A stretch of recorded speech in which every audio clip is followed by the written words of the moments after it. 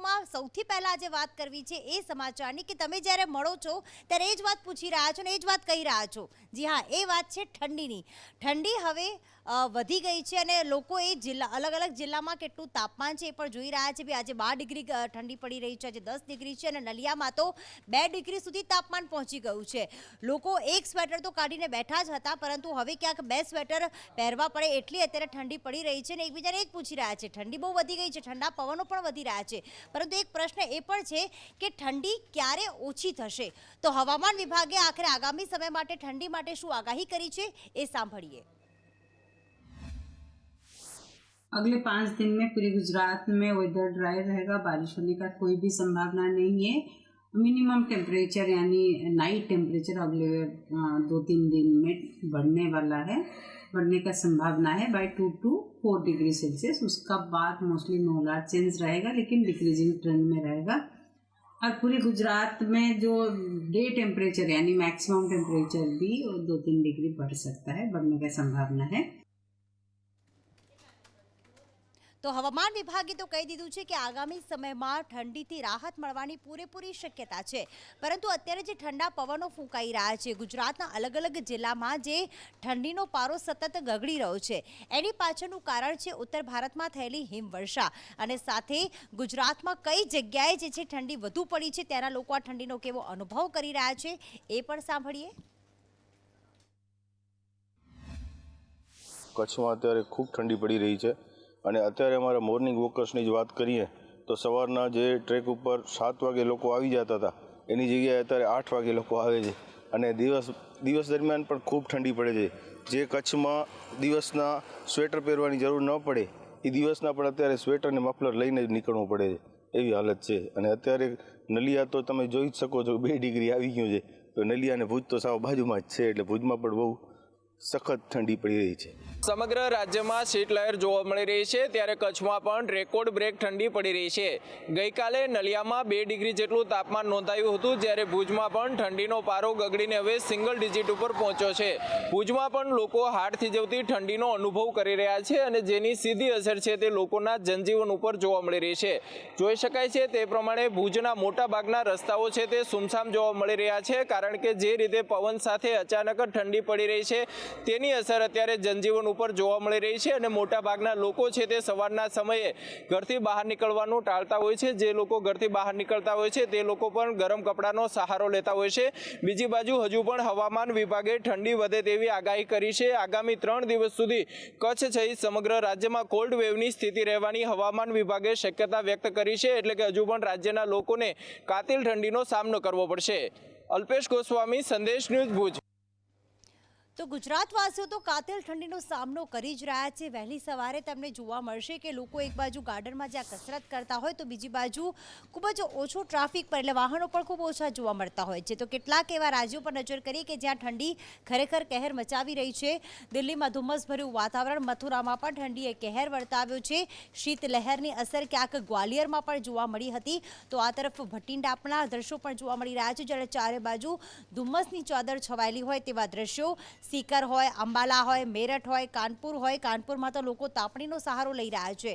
कया राज्य में वधु ठंडी पड़ी रही है, त्या जनजीवन ने केटली असर थई रही है, दिल्लीनुं आजनुं तापमान केटलुं नोंधायुं, झंखना माहिती आपशे। जी झंखना, बात करिए प्रीति तो अत्यारे हाल उत्तर भारतनी स्थिति खूब ज वणसी रही है, कारण के पूरु उत्तर भारत ने साथे दिल्लीनी जो बात करवामां आवे तो दिल्ली में 2 डिग्री तापमान नोंधायुं छे।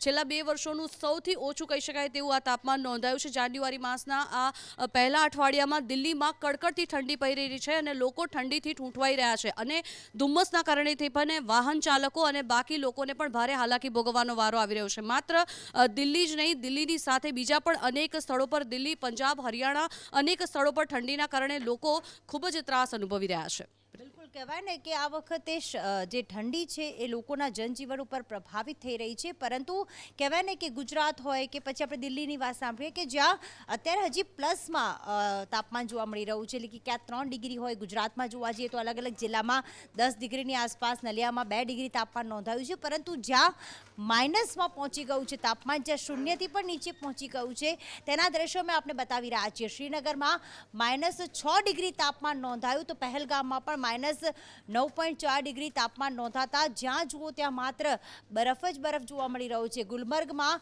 હિમવર્ષા થતાં -8.4 તાપમાન નોંધાયું હતું. ત્યાં લોકોના જનજીવન ઉપર ખૂબ જ અસર પડી રહી છે, કારણ કે જ્યાં પણ જુઓ ક્યાંક વૃક્ષો હોય કે પછી ત્યાં ગાડીઓ પાર્ક કરેલી હોય ત્યાં ક્યાંક બરફ જ બરફ જોવા મળી રહ્યો છે.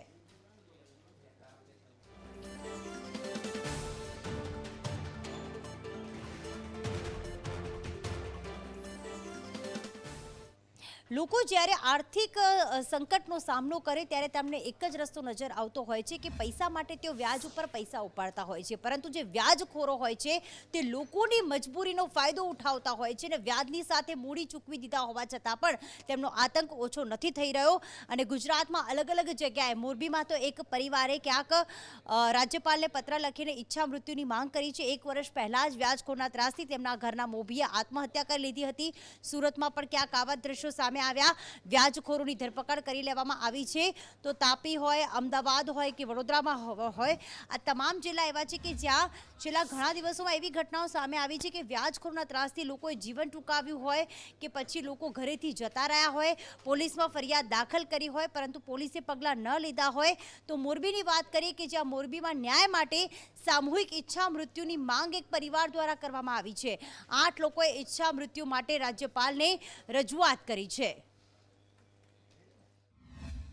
પણ ધમકી આપતા ધાક ધમકી આપે મારા સસરાને વારા ફરતી. ગમે ત્યારે વાડી આવે, ગાડીવાળા બાઇકવાળા આવે અને ધમકી આપે. મારા સસરાએ આપઘાત કર્યો. 2-3 વાર 4 વાર ગયા પણ કોઈ ફરિયાદ લેતા નથી. અમે રાજ્યપાલને રજૂઆત કરેલી છે કે અમે પોલીસને વારંવાર ફરિયાદ કરવા છતાં કોઈ હજી સુધી કાર્યવાહી કરવામાં આવી નથી. તેના માટે અમે રાજ્યપાલને અરજી કરેલી છે, રજૂઆત કરેલી છે કે અમને ન્યાય મળવો જોઈએ. અમે ન્યાય નહીં મળે તો અમે ઘરના 8 સભ્ય છીએ તે ઈચ્છા મૃત્યુ માટેની રાજ્યપાલને માંગ કરેલી છે. અમારી એક જ માંગ છે, જો અમને આ વ્યાજખોરોનો ત્રાસ છે એના સામે જો આ ફરિયાદ દાખલ ન કરે તો અમે ઘરના 8 સભ્ય છીએ. મારા મોટા ભાઈ, ભાભી, મારા મમ્મી, મારા ઘરના, હું પોતે અને 3 છોકરા. જો અમને આ ન્યાય ન મળે તો અમે ઈચ્છા મૃત્યુની રાજ્યપાલ સમક્ષ માંગ કરેલ છે. મને ન ખબર હોય, કરા ફોન આવતા હોય એ જ ખબર ન હોય ને. મને તો દેણાવાળા ના આવતા હોય, મને જ ખબર હોય નહીં. ફોન કરતા હોય દી તો ફોન કરે એટલે તો એવું પાડતા, મને જ કંઈ ખબર હોય નહીં. હું તો અભણ હું. ઉત્તરાયણનો પર્વ જ્યારે નજીકમાં છે ત્યારે લોકો કઈ રીતે મજા માણશે, પતંગ ચગાવશે, સાથે સાથે તલના લાડુ, ચીકી ખાશે, ઊંધિયું જલેબી ખાશે. આ તમામ વસ્તુ છે એ મજાની છે કે ઉત્તરાયણમાં લોકો મનોરંજન મેળવતા હોય છે, કારણ કે આ પર્વ જ એવો છે. પરંતુ જ્યારે ચાઇનીઝ દોરીની વાત આવે ત્યારે આ ચાઇનીઝ દોરી ઉત્તરાયણનો પર્વના પહેલાં જ ઘણા લોકોનો જીવ લઈ ચૂકી છે ને એટલા જ માટે ક્યાંક જ્યારે લોકોનો જીવ ગયો ત્યારબાદ હવે તંત્ર જાગ્યું અને પોલીસ દ્વારા અલગ અલગ જગ્યાએ કાર્યવાહી કરવામાં આવી. મહીસાગરમાંથી ચાઇનીઝ દોરી જે છે તે પણ ઝડપી લેવામાં આવી છે. દાહોદમાં પણ કાર્યવાહી કરવામાં આવી. અમદાવાદના વિઠલાપુરમાં પણ ક્યાંક આ કાર્યવાહી કરવામાં આવી. ખેડા હોય, વડોદરા હોય, પાટણ હોય, ત્યાં ચાઇનીઝ દોરી સાથે કેટલાક આરોપીઓને ઝડપી લેવામાં આવ્યા છે. ત્યારે ચાઇનીઝ દોરી ક્યાં બની રહી છે, પોલીસ દ્વારા આગામી સમયમાં કયા પ્રકારની કાર્યવાહી કરવામાં હજી પણ આવી શકે છે, જિગ્નેશ માહિતી આપશે. જી જિગ્નેશ.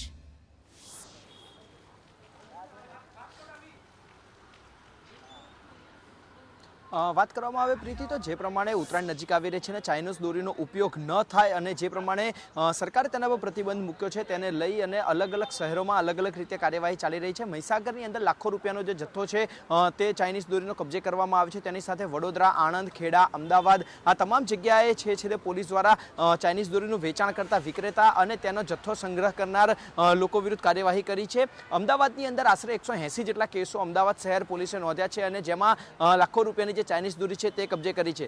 બીજી તરફ વડોદરામાં જ્યારે 2 લોકોના મૃત્યુ થયા હતા અને હાઈકોર્ટે ટકોર કરી હતી ત્યારબાદ વડોદરા પોલીસ હવે જાગી છે અને વડોદરા પોલીસે પણ ચાઇનીઝ દોરીના વેચાણ કરતા લોકોને ઝડપ્યા છે. તો બીજી તરફ જે સેફગાર્ડનું જે વેચાણ આજે શહેર પોલીસ દ્વારા કરવામાં આવ્યું છે, એટલે કે 2 વ્હીલર પર જતા લોકો સીધો ચાઇનીઝ દોરીનો ભોગ ન બને, ઈજા ન થાય તે માટે તેમને સેફટી ગાર્ડ આપવામાં આવી રહ્યા છે. એટલે કે કહી શકાય કે એક બાજુ ચાઇનીઝ દોરીના વેચાણ કરતા વિક્રેતા લોકોને પણ પોલીસ ઝડપી રહી છે, તો બીજી તરફ લોકોને અકસ્માત અથવા તો આ દોરીથી તેમનો જીવ ના ગુમાવે તે માટે તેમના પ્રિકોશન માટે, સેફટી માટે પણ સેફટી ગાર્ડ પોલીસ દ્વારા વેચાણ કરવામાં આવી રહ્યા છે. આ તરફ સુરતમાં કહેવાય ને કે ગરીબ લોકો માટે ક્યાંક ગરીબ આવાસ યોજના તો મૂકવામાં આવી, પરંતુ હવે લોકો માટે ગરીબ આવાસ યોજના જોખમરૂપ સાબિત થઈ રહી છે. કઈ રીતે આખરે એ ઘરની કેવી સ્થિતિ જોવા મળી, મનીષ પરમાર માહિતી આપશે. જી મનીષ. જી બિલકુલ પ્રીતિ, વાત કરીએ તો ગરીબોને જે મહાનગરપાલિકા તરફથી જે મકાન ફાળવવામાં આવે છે તે અત્યંત ખરાબ પરિસ્થિતિમાં હોવાનું બહાર આવ્યું છે, કારણ કે નાના નાના બાળકો જ્યારે અહીં રમી રહ્યા હતા ત્યારે જ આ પોપડા પડવાનો સિલસિલો ચાલુ થયો. આ દ્રશ્યોમાં આપ જોઈ શકો છો કઈ રીતના આ પોપડા પડ્યા છે અને બાળકો બચી ગયા છે જે રમતા હતા. આ વાત કરીએ તો આ માત્ર એક નીચેના બેઝમેન્ટની વાત નથી, પણ પૂરી બિલ્ડિંગમાં આ રીતના પોપડા પડી ગયા છે અને જર્જરિત મકાન થઈ ગયું છે. સ્થાનિકો છે એમની સાથે વાત કરીશું, ક્યાં હુઆ था, कैसे ये सब हुआ? ये सर हम लोग घर में थे, छोटे छोटे बच्चे यहाँ खेल रहे थे तो अचानक से ही ये ऊपर से पोपड़ा पड़ना चालू हो गया. अब घर में सब काम धंधे वाले इंसान है, हमेशा बच्चों के पीछे नहीं रह दौड़ सकते हैं. छोटे छोटे बच्चे यहाँ खेलते हैं, अचानक से देखा तो ये अचानक से इतनी जोर से गिरा, ये पोपड़ा गिरा. और फिर बोलने के बाद बोलने जाओ तो बोलते हैं अगर इसके लिए पहले भी एप्लीकेशन दे चुके हैं, बोलने के बाद कोई रिस्पॉन्स आता नहीं है. और कहते हैं जाओ तो बोलते हैं अगर महीना पूरा हो जाएगा हफ्ते लेने के लिए, फिर यहाँ हफ्ते लेने के लिए आ जाएंगे, बोलेंगे चलो अब तुम्हारू हफ्तो आपो. बिल्कुल अन्य महिला है तेमनी साथ किस तरह की कंडीशन है बिल्डिंग की पूरी, क्या घर में भी तिराड़े हो गई चुकी है? सबके घर में हो रहा है ऐसे ही. कैसे रहेंगे, डर लगता है, सोने का भी डर लग रहा है, कैसे सोएंगे, ऊपर कभी भी गिर सकता है. ऐसा है. अब तो लेना आ जाता, फिर पैसा तो तुरंत लेना, महीना महीना का लाइट बिल नहीं भरा, पैसा नहीं भरा. બિલકુલ દ્રશ્યમાં જોઈ શકો છો કઈ રીતના બાળકો રમી રહ્યા હતા તે દરમિયાન જે આ પોપડા કહેવાય કે મોટા મોટા પોપડા પડી ગયા છે અને સદનસીબે કોઈ જાનહાની નથી થઈ, પણ કહેવાય કે વારંવાર રજૂઆત કરવા છતાં પણ કોઈ પણ નક્કર નિવારણ નથી લાવતો, કારણ કે મહાનગરપાલિકાના જે કર્મચારીઓ છે તે આંખ અને કાન આડા કરી રહ્યા છે. કાકા કઈ રીતની પરિસ્થિતિ સર્જાય છે અહીંયા? હમણાં તો એવી પરિસ્થિતિ છે કે ગમે ત્યારે આ સ્લેબ પડે છે, કોઈ બી છોકરાઓ રમતા હોય તો આવી કોઈ મોટી ઘટના બની જાય તો એની જવાબદારી પછી કોણ લેશે? કારણ કે માણસો તો ઘરમાં રહેતા નથી, છોકરાઓ એકલા મૂકીને ઘરમાં રમ્યા કરે અને કઈ કાલે ઉઠીને કઈ મોટી ઘટના થઈ જાય. બિલકુલ પ્રીતિ, તો વાત કરીએ તો અત્યંત ખરાબ પરિસ્થિતિમાં આ લોકો જીવન જીવી રહ્યા છે, કારણ કે જે મહાનગરપાલિકા તરફથી કામ કરવામાં આવ્યું છે તે હલકી ક્વોલિટીનું કામ કરવામાં આવ્યું અને તેની પરિસ્થિતિ તેને ભોગ આ મકાનવાસીઓ ભોગવી રહ્યા છે. જી બિલકુલ, કારણ કે તંત્રના અધિકારીઓ કર્મચારીઓને કોઈ ડર જ નથી. લોકોનો જીવ જાય તો જાય, લોકોનું કામ ન થાય તો ન થાય. અમને તો જ્યારે મન પડશે ત્યારે જ અમે કામગીરી કરીશું, અમને તો જ્યારે મન પડશે ત્યારે જ નોકરી આવીશું. પ્રાઇવેટ નોકરીમાં તમે 10 મિનિટ પણ મોડા જશો ને તો તમારી પગાર પણ કપાઈ શકે છે ને તમને નોકરીમાંથી પણ કાઢી શકે છે. પણ અહીંયા તો સરકારી કચેરીઓમાં ઊંધું જ જોવા મળી રહ્યું છે, કારણ કે તેમને કોઈ નોકરી જવાનો ડર છે જ નહીં. સંદેશ ન્યૂઝ દ્વારા જ્યારે વડોદરા મહાનગરપાલિકા કચેરીની મુલાકાત લેવામાં આવી ત્યારે કેવા દ્રશ્યો સર્જાયા એ અમારા રિપોર્ટર પાસેથી જાણીએ. સંદેશ ન્યૂઝ દ્વારા રિયાલિટી ચેક કરવામાં આવી રહ્યું છે કે લેટ લતીફો કેટલા વાગે આવે છે. એક મિનિટ ભાઈ, એક મિનિટ આપ કેટલા વાગે આવ્યો છો? ટાઈમ શું છે આપણો? બેન શું ટાઈમ છે આપણો? શું કહેશો? આપણે દ્રશ્યો બતાવું. 10:30નો સમય હોય છે, પરંતુ 11 વાગી ચૂક્યા છે. 11માં ફક્ત 5 મિનિટ બાકી છે, ત્યારે પાલિકાના જે કર્મચારીઓ છે તે 11માં 5 કમ છે, એટલે કે લગભગ 40 મિનિટ થઈ ચૂકી છે, 10:30ની ઉપર. તેમ છતાં વિવિધ વિભાગના જે સરકારી કર્મચારીઓ છે 10:30નો સમય હોય છે ત્યારે તેઓ લેટ આવી રહ્યા છે. હા, એટલે અત્યારે શું છે, થોડું ટ્રાફિકમાં અટવાઈ ગયા હતા, એટલે ટ્રાફિકના લીધે. હા, આ ભાઈ કર્મચારી? હા. આવડે આવ્યા છો? ના, હું 9:30 આવી ગયેલો છું. સમય કેટલા વાગ્યાનો? સમય 10:30નો છે. અમુક લોકો લેટ આવતા હોય છે, એટલે પંચિંગ સિસ્ટમ નથી હોતી? પંચિંગ સિસ્ટમનું આઈડિયા નથી સાહેબ, હું વાત નહીં કરી શકું. મોટાભાગે લોકો કેટલા વાગે આવે? કર્મચારીઓ પાસે એ અપેક્ષા પણ રાખીએ છીએ પોતાની ડ્યુટી ખૂબ સારી રીતે નિભાવે. જે પણ જવાબદેહી છે એ જવાબદેહીથી છટકીને બહાર જવા કરતાં પોતે જે વિભાગમાં નિષ્ઠાથી કામ કરશું તો જે જવાબદારી છે એમાં જે જનતાના કામ કરવાની વાત છે એની સાથે જોડાયેલી વાત છે એને પણ સાચો ન્યાય આપી શકાય એ હેતુથી. વાતો તો મોટી મોટી બાયોમેટ્રિક પદ્ધતિથી હાજરી પૂરવાની થતી હોય છે, સચિવાલયમાં બી આ બાયોમેટ્રિક પદ્ધતિથી વાત થતી હોય છે, પણ એકચ્યુઅલી હાજરી પૂર્યા પછી તમામ તમે જોશો તો ટી ક્લબમાં ને નીચે ચાની કીટલીઓ પર અધિકારીઓ મળે છે અને ઓફિસીસ એકચ્યુઅલી ખાલી જાય છે. આ હકીકત છે ને જ્યારે ગુજરાતના મુખ્યમંત્રીએ ઓબ્ઝર્વ કર્યું હોય તો એની બાબતે ચોક્કસ ગંભીરતાથી એમને કામ બી લેવું જોઈતું હતું, પણ હજી પ્રેક્ટિકલી તમે જોશો આજે બી આપણે રિયાલિટી ચેક કર્યું, કોર્પોરેશનની ઓફિસીસ આ જ રીતના ખાલી હોય છે. તો આ તરફ વાત કરીએ તો જિલ્લા રાજકોટની વાત કરીએ કે જ્યાં સહકારી મંડળીની ચૂંટણી આજે યોજાઈ અને આખરે પ્રદેશ ભાજપે મેન્ડેટ જાહેર કર્યું. કોણ બન્યું છે ચેરમેન, કોણ બન્યું છે વાઇસ ચેરમેન, અને ચેરમેન સાથે અમારા રિપોર્ટરે ખાસ વાતચીત પણ કરી. સાંભળીએ. રાજકોટ જિલ્લા સહકારી બેંકના ચેરમેન તરીકે ત્રીજી વખત જયેશભાઈ રાદડિયા જોડાયા છે. આપણે તેમની સાથે વાત કરશું. સંદેશ ન્યૂઝ તરફથી તમને અભિનંદન, સતત ત્રીજી વખત જવાબદારી. Thank you. રાજકોટ જિલ્લા સહકારી બેંકમાં ફરી પાછું આજે 18 વર્ષની મુદત માટેની ચૂંટણી પ્રક્રિયા હતી અને ચેરમેન તરીકેની ફરીથી આજે જવાબદારી હું સંભાળી રહ્યો છું. મારા માટે ગૌરવની વાત છે કે સહકારી ક્ષેત્રને ખાસ કરી રાજકોટ જિલ્લા સહકારી બેંક એ ખેડૂતો માટેની કામ કરતી સંસ્થા છે. આ બેંકના ચેરમેન તરીકે જવાબદારી નિભાવવામાં એટલો આનંદ છે કે આનાથી 2.5 લાખથી વધુ ખેડૂત સભાસદો આ બેંક સાથે જોડાયેલા છે અને એના હિત માટે અનેક નિર્ણયો ભૂતકાળમાં પણ કર્યા છે. આવનારા દિવસોમાં પણ આ બેંક છે એ ખેડૂતોની સંસ્થા છે, ખેડૂતોની ભાગીદારી પેઢી છે અને ખેડૂતોને મુશ્કેલી હશે ત્યાં રાજકોટ જિલ્લા સહકારી બેંક ખેડૂતો માટે ઊભી રહેશે. અને મને ગૌરવ છે આજે આ બેંકના ચેરમેન તરીકે કે ફરી પાછી એક વખત જવાબદારી આ બેંકના ચેરમેન તરીકેની મને મળી છે. આ તો ચેરમેન વાઇસ ચેરમેનની રૂટીન પ્રક્રિયા હતી. અમારી બેંકની જ્યારે વાર્ષિક સાધારણ સભા મળતી હોય ત્યારે અનેક નિર્ણયો બેંકની સાધારણ સભામાં દર વર્ષે અમે કરી છીએ. એટલે ખેડૂતોને જે ભરોસો હોય, જે અપેક્ષા હોય, જે ખેડૂતોની કદાચ માગણીઓ મંડળી મારફત આવી શકે એનાથી વિશેષ કાયમી ખેડૂતોને આપવાના પ્રયત્નો રહ્યા છે. કદાચ ક્યાંય કોઈ મંડળીની માગણી હોય કે ન હોય પણ સાધારણ સભામાં અમારે એની જાહેરાત હોય, કારણ કે આ છેલ્લે આવડી મોટી સધર સંસ્થા ખેડૂતોની સંસ્થા છે અને ખેડૂતોના હિત માટે કામ કરતા રહ્યા છે. કેમેરામેન માધવ ભટ્ટ સાથે મયુર સોની, સંદેશ ન્યૂઝ, રાજકોટ. તો કેન્દ્રીય ગૃહમંત્રી અમિત શાહ ફરી એક વખત ગુજરાતની મુલાકાતે આવનાર છે. કઈ તારીખોમાં તેઓ ગુજરાતની મુલાકાતે લેશે અને આ તારીખો દરમિયાન અમિત શાહનો કયો કાર્યક્રમ રહેશે? કશ્યપ માહિતી આપશે. જી કશ્યપ. ફરી એક વખત કેન્દ્રીય ગૃહમંત્રી અમિત શાહ ગુજરાત મુલાકાતે આવી રહ્યા છે. તહેવારો જે છે તે પરિવાર સાથે ઉજવતા હોય છે ને ઉત્તરાયણનો તહેવાર તેનો પ્રિય તહેવાર છે ને 14 અને 15 તારીખે તે ગુજરાત મુલાકાતે આવશે. ઘાટોડિયા, વેજલપુર અને કલોલ ખાતે અલગ અલગ જગ્યાઓ પર તે ઉત્તરાયણના પર્વની ઉજવણી કરશે. સાથે જ 15 તારીખે કચ્છ બોર્ડર ખાતે તે મુલાકાત લે તેવી એક શક્યતા છે તે જોવાઈ રહી છે અને હાલ આ કાર્યક્રમ છે તેનો ગોઠવાઈ રહ્યો છે. સાથે જ જ્યારે કોઈપણ તહેવારમાં તે ગુજરાત મુલાકાતે આવતા હોય છે ને ત્યારે જગન્નાથજી મંદિર છે તેની મુલાકાત તેઓ લેતા હોય છે અને ભગવાનના દર્શન પરિવાર સાથે કરતા હોય છે અને આ વખતે પણ 14 તારીખે તે જગન્નાથ મંદિર જશે અને પરિવાર સાથે દર્શન કરશે. બિલકુલ, એટલે કે 14 અને 15 તારીખે તેઓ પરિવાર સાથે જગન્નાથ મંદિરમાં જશે, ઉત્તરાયણ પર્વની ઉજવણી કરશે. તો આ તરફ MCDમાં આજે જ્યારે મેયરની વરણી કરવાની હતી એ પહેલાં જ ક્યાંક હોબાળો મચ્યો હતો. વાત થઈ રહી છે દિલ્હીની, કે જ્યાં મ્યુનિસિપલ કોર્પોરેશન દિલ્હીમાં આપનું શાસન છે, પરંતુ જ્યારે મેયરની વરણી કરવાનો વારો આવ્યો ત્યારે શા માટે હોબાળો મચ્યો, કેવા દ્રશ્યો સર્જાયા? અજય માહિતી આપશે. જી અજય. देखिए, निश्चित तौर पे इस हंगामे की सबसे बड़ी वजह यही है कि जब MCD के परिणाम आए थे उस वक्त भारतीय जनता पार्टी की तरफ से कहा गया था कि भले वो चुनाव हार गई है लेकिन मेयर भारतीय जनता पार्टी को होगा, और कहीं न कहीं यह डर आम आदमी पार्टी के बीच था. और आज मेयर का चुनाव था जिसको लेकर के 11 बजे वोटिंग होनी थी, जिसमें संख्या के आधार पर अगर बात करें तो 274 सदस्यों वाली MCD में 150 के करीब यानी भारी संख्या में आम आदमी पार्टी के जो पार्षद हैं वो हैं, और इसके अलावा 113 जो है भारतीय जनता पार्टी के सांसद हैं के सदस्य हैं.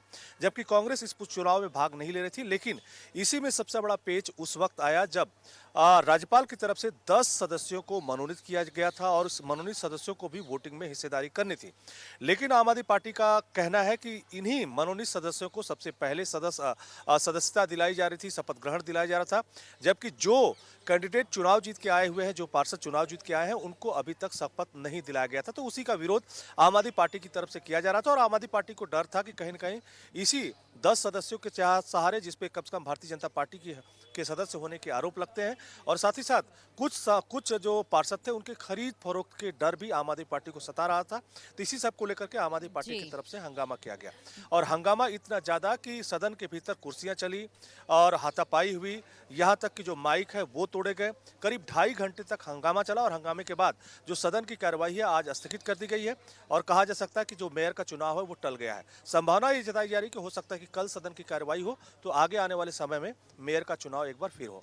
બિલકુલ, તો આ તરફ દિલ્હીની જ વાત કરી કે જ્યાં કંજાવાલા કેસમાં વધુ એક કાર્યવાહી પોલીસ દ્વારા કરવામાં આવી, વધુ એક સફળતા તેમને મળી છે અને ખાસ કરીને આ કેસમાં દરરોજ નવા ખુલાસા, દરરોજ નવા અપડેટ આવી રહ્યા છે। આજે આખરે દિલ્હી પોલીસ દ્વારા કાર્યવાહી જે કરવામાં આવી એમાં શું વધુ માહિતી છે, કશિશ જણાવશે। જી કશિશ। જે પ્રીતિ જણાવી દઉં કે કંજાવાલા કેસ છે એમાં 6 દિવસ થઈ ગયા છે, પોલીસ તપાસનો ધમધમાટ ચાલુ છે। ત્યારે પહેલાં પોલીસે કહ્યું હતું કે 5 આરોપી છે, હવે પછી કહેવામાં આવ્યું કે 7 આરોપીઓ છે, જેમાંથી 6થા આરોપીની ધરપકડ થઈ ચૂકી છે।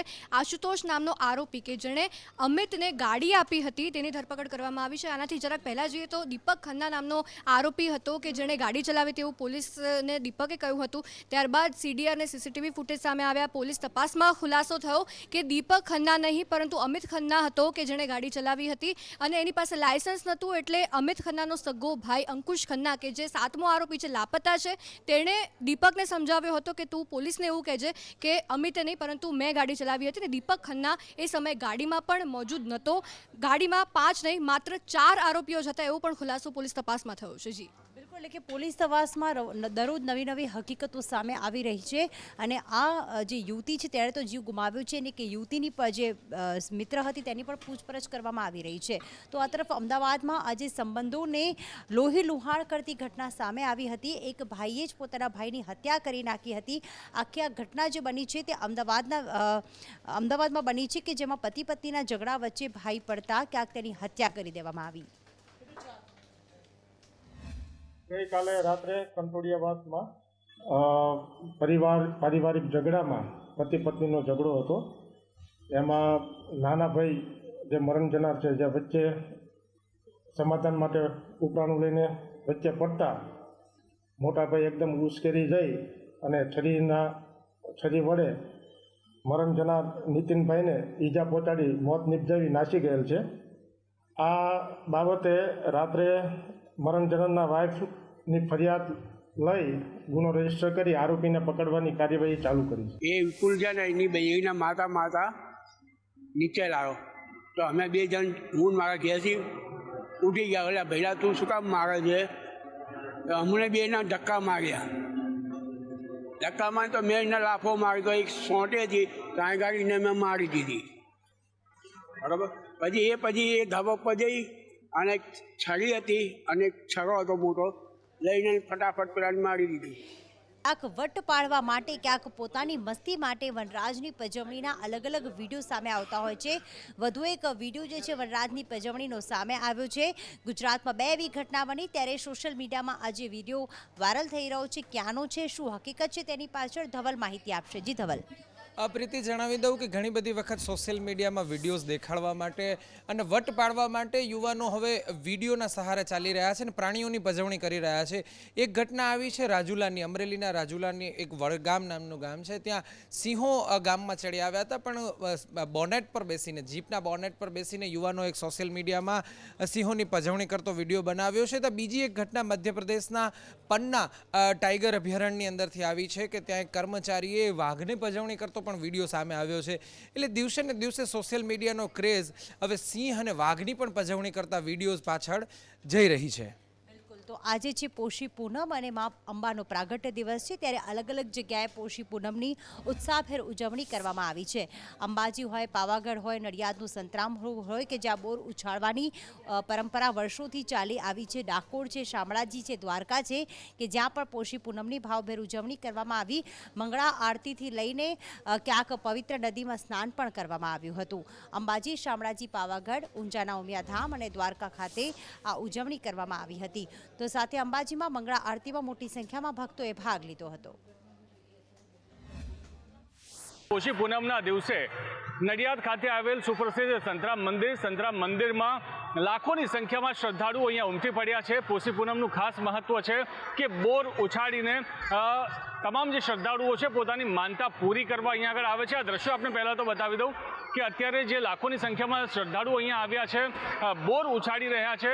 આ બોર ઉછાળવા પાછળનું ખાસ કારણ એ છે કે આ તમામ લોકો પોતાના બાળકો વહેલા બોલતા થાય, જે બાળકો બોલતા ન હોય તે તમામ બાળકો બોલતા થાય તે માટે અહીંયા બાધા માનવામાં આવે છે અને બાધા પૂરી થયે તે લોકો અહીંયા આગળ બોર ઉછાળવા માટે આવે છે, ખાસ પોષી પૂનમે। અહીંયા એક પરિવાર પણ આપણી સાથે જોડાયું છે, તેમની સાથે સીધી વાત કરીએ કે અહીંયા એવી માનતા છે કે પોષી પૂનમના દિવસે તમે બોર ઉછાળો ને એટલે છોકરા ના બોલતા હોય ને તો બોલે, એટલે અમારે એની બાધા હતી જ અમે કરવા આવ્યા છે અહીંયા। એકચ્યુઅલી વર્ષ પહેલાં મારી મમ્મી અને એમણે બાધા માની હતી કે મારો બાબો બોલતો થઈ જશે ને તો પછી આ રીતે અમે પોષી પૂનમના દિવસે બોર ઉછાળવા આવીશું એમ, તો બોલે છે એટલા માટે અમે એની બાધા પૂરી કરવા આવ્યા છીએ। ये मेरी बहन ने मेरे से बाधा ली थी तो अभी उसको 3-4 महीने से इसका फर्क है तो इसीलिए। તો આ તરફ વડોદરાની વાત કરી કે જ્યાં વિન્ટેજ પેલેસમાં એક અનોખા જ દ્રશ્યો ક્યાંક સામે આવ્યા। વડોદરામાં વિન્ટેજ કારની આજે પ્રદર્શની યોજાઈ હતી। આ દ્રશ્યોમાં દેખાઈ રહ્યું છે કે દર વર્ષની જેમ લક્ષ્મી વિલાસ પેલેસમાં વિન્ટેજ કાર્સની પ્રદર્શની હવે આગામી સમયમાં યોજાવા જઈ રહી છે, જ્યાં અલગ અલગ એશિયાની 200થી વધુ વિન્ટેજ કાર સામેલ થશે।